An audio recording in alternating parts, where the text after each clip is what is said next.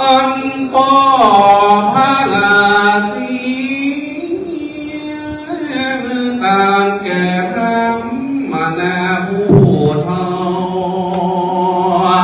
แม่มาที่เจ้าไปป่าแต่เจ้ายังบ่ตั้งมาจาริกานาขอเทวดานำเอาข่าวสารไปบอกแก้วให้แม่เทวี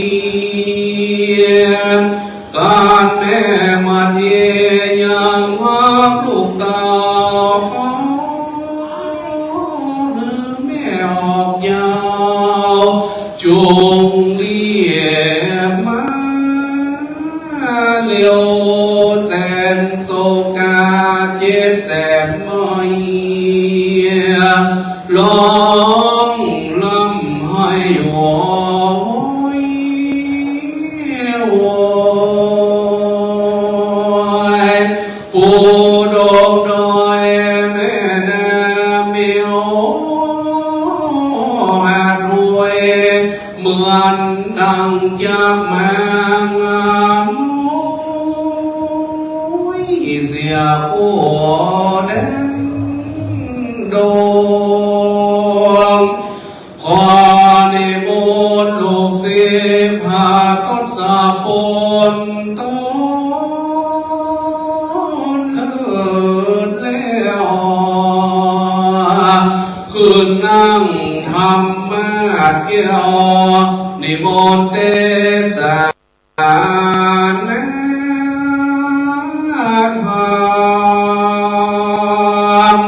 อย่าไปละกาบเก้า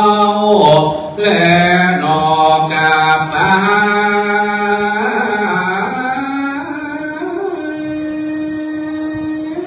มูล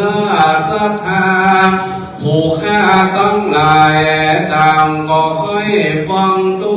วนะทุกคนมีจิตแก่กล้าอยากให้ฟังกูแม่ลาบันใจลาบันใดดีก็ขอจิ้มเจ้าที่ไว้สองสามสี่บังกันยิบหิวในก็ก้อยยอกงานเตสานาไปธรรมังอนุกามปิมังปัจจังอาลาธานังกาโลมาถวายความเคารพหลวงพ่อเจ้าคณะอำเภอสันติเบญพร้อมด้วยคณะสงฆ์ทุกตำบลวันนี้คณะสงฆ์อำเภอสันติเบญได้จัดการตั้งธรรมมหาจารย์เนื่องในวันวิสาขบูชาก็ได้มีคณะศรัทธาทุกตำบลได้มาร่วมกันเป็นเจ้าภาพแต่ละกันจนมาถึงกันนี้กันที่8กันกุมารบันก็ได้มีคณะสงฆ์ตำบลแม่ปูคานำโดยท่านหลวงปู่ประสอนนิรันดร์พร้อมโดยข้าราชการในนี้ในบ้านเทศบาลตำบลแม่ปูคามาเป็นเจ้าภาพก็ได้นิมนต์หลวงปู่ธรรมภาพจากพระพุทธเจ้าสิงห์ทองมาเทศน์เทศนาในการนี้ลำดับต่อไปเพื่อเป็นการเสียเวลาอาตมาภาพจะได้ร่วมเทศนาธรรมพิมพ์ไปในมาลาบาลเคเนี่ยมีเคเนี่ยมีแค่สีน้อยเนี่ยเดี๋ยวถ่ายเป็นลำดับสีคนแรกวัยเสือสปอนไล่ที่เขาถ่ายดีเนาะแต่มันบอกฮอดเนาะ ฟ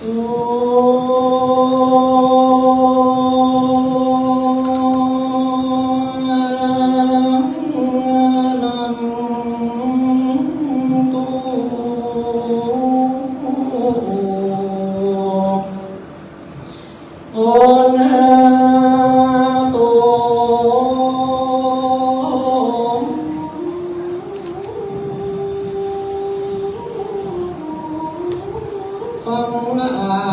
ฟังละสาธาตั้งหลาย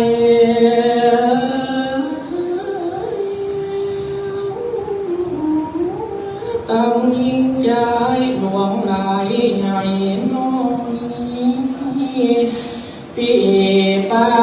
กันมานั่งยังใหญ่ลี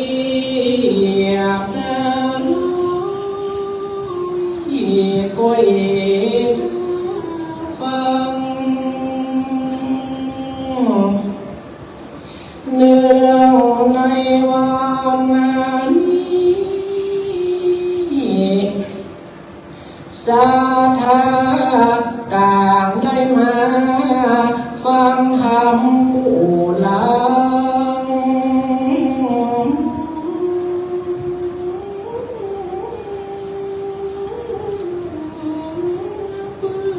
ว่ามาฟังธรรมมหาวิสันโดษเป็นเจ้ามาเก็บเอาบุญอานิสงส์การนี้นั้นเหมือนกันกู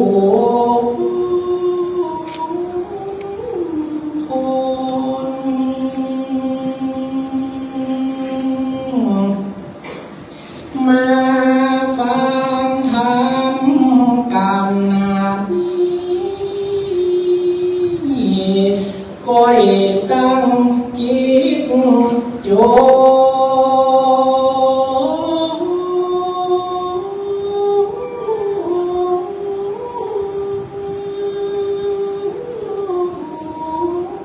ตั้งจิตเก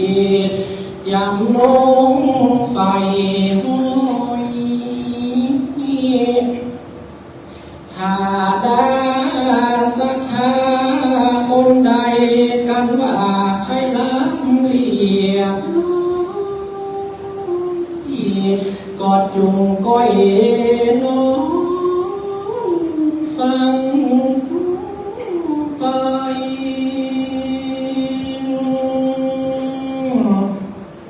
ขอบุญกุศลนี้จงเป็นปัจจัย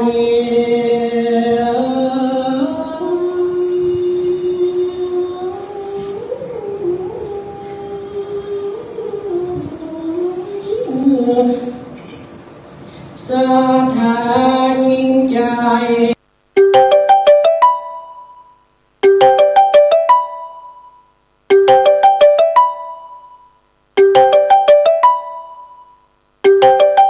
ปี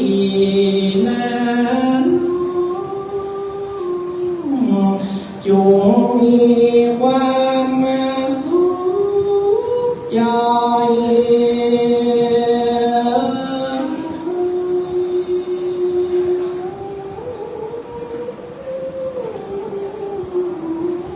สบายใจกันตัวนั้นมีแต่ความสุขมีพ้นจากทุกข์ในโลกนี้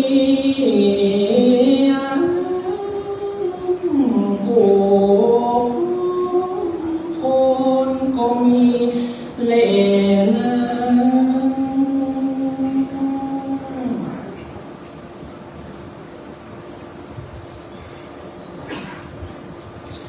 นะโมตัสสะ